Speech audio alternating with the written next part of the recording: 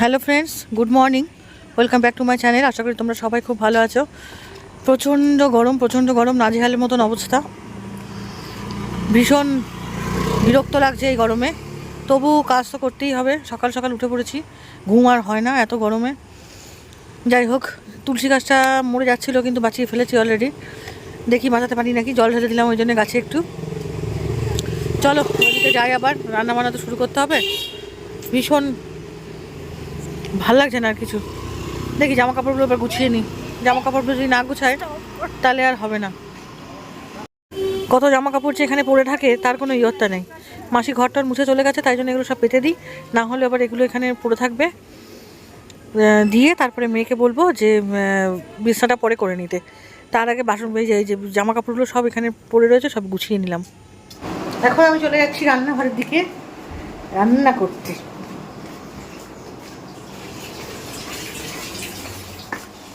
ও, light জ্বালানোই আছে। ওকে,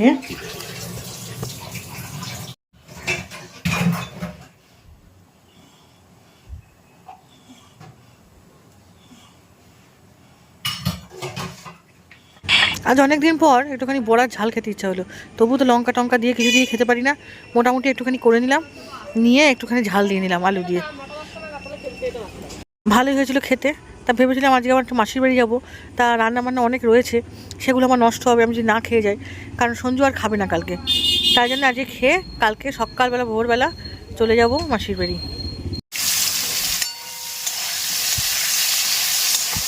চলে এলাম রান্নাঘরে, রান্নাটা কমপ্লিট করে নিই। কারণ হচ্ছে যা গরম পড়েছে, তাড়াতাড়ি কত ভেবেছিলাম কালকে, যার জন্য সব কেটে কুটে রাখলাম, কিন্তু তার সুরাহা কিছু হলো না, দেরি সেই হয়েই গেল।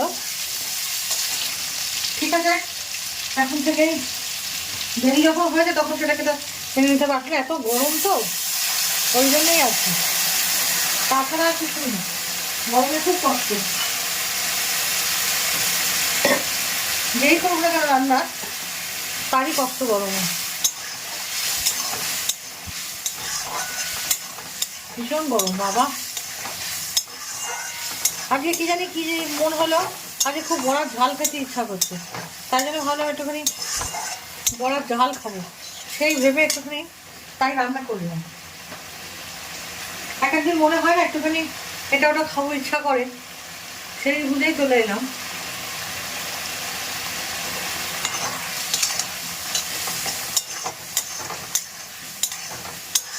তাহলে যাই হোক করে নিই। আজকে একটু মাসির বাড়িতে যাওয়ার ইচ্ছা আছে, এখন জানি না সঠিক কি করবো না করবো।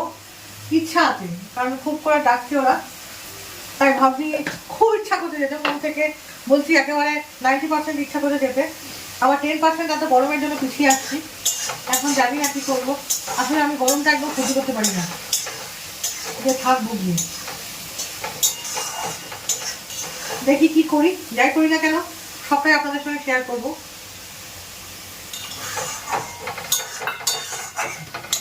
চলুন, হয়ে গেল রান্নাটা।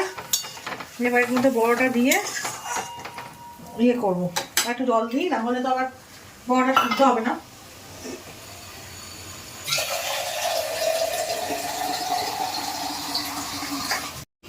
দেখি চলুন বড়ার তরকারিটা কতদূর হলো।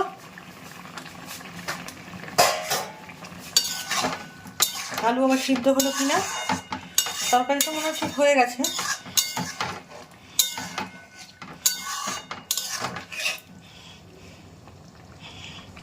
আলু সিদ্ধ হয়ে গেছে।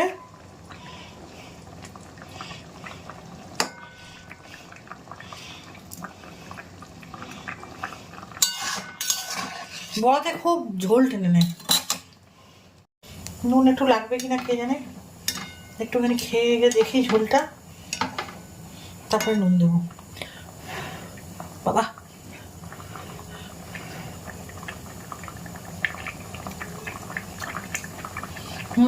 অবশ্যই একটু নুন লাগবে।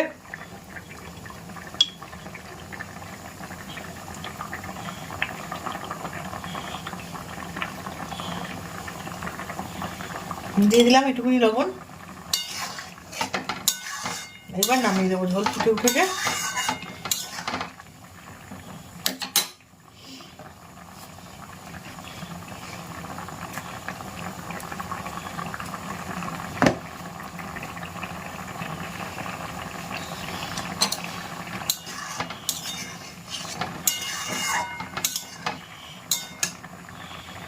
চলো নামিয়ে দিয়ে এবার হয়ে গেছে আমার বড়ার তরকারি।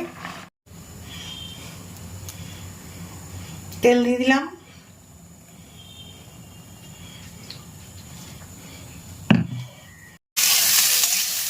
ফুলকপি আলু পোস্তটা আমার খুব ভালো লাগে খেতে। অনেকে পছন্দ করে না, অনেকে আর পছন্দ করে।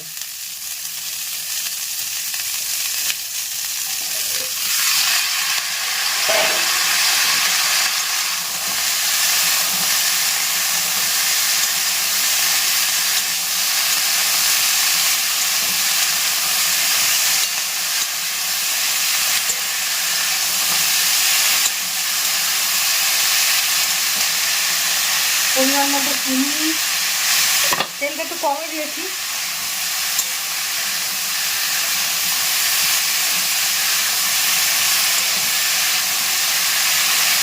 খুব ভাজা ভাজা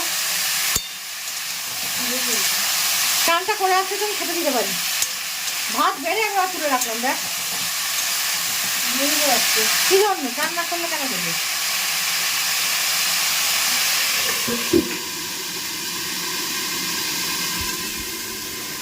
ওটা হতে থাক, এবার একটুখানি গিয়ে পাখার তলায় বসি, তারপরে আবার অন্য কাজকর্ম।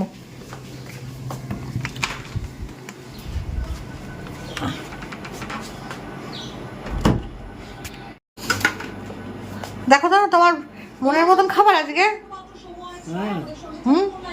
কত নিরামিষ পায় তো তোমার একেবারে। নিরামিষ হয়েছে, বড়ার ঝোল, এটা ডাল, সবচেয়ে যে বেস্ট পটল পোস্ত।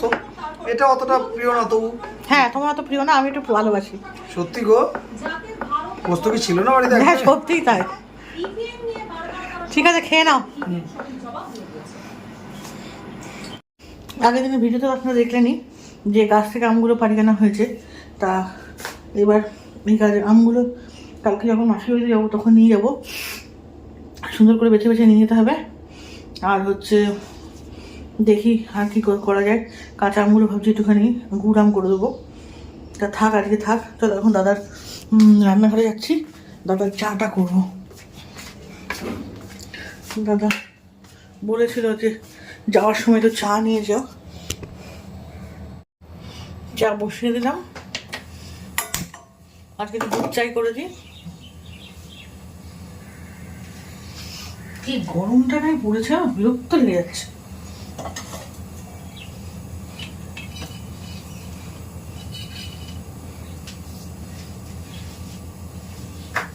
কি আর খুঁজছি, ও চামচ।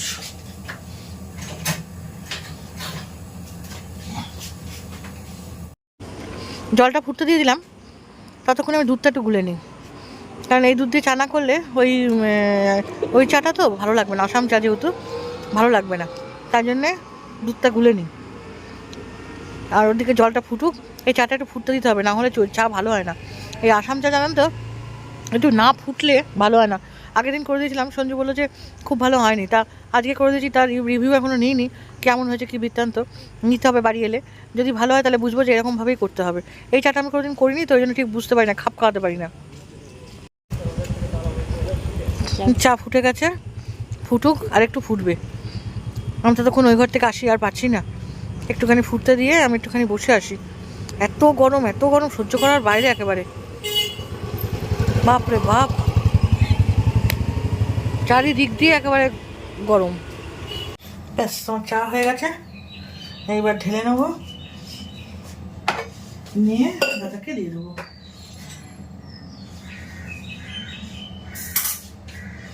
ফ্যানটা নিয়ে যাই।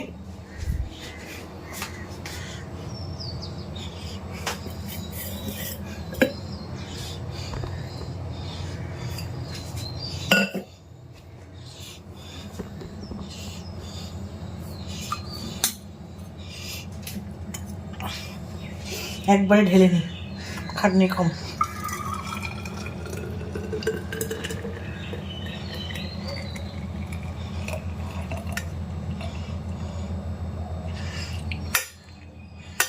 কেমন হয়েছে জানি না, করে নিলাম।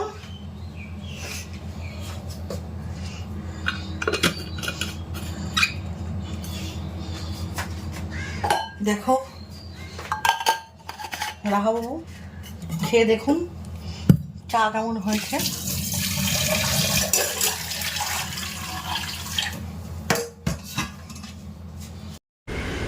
চাটা করে চায়ের বাটি টাটিগুলো সব ধুয়ে রেখে দিলাম বাবা, না হলে একটা জায়গায় বেরোবো, ওখান থেকে এসে এই গরমের মধ্যে আর তখন মনে হয় না যে এগুলো সব ধুই।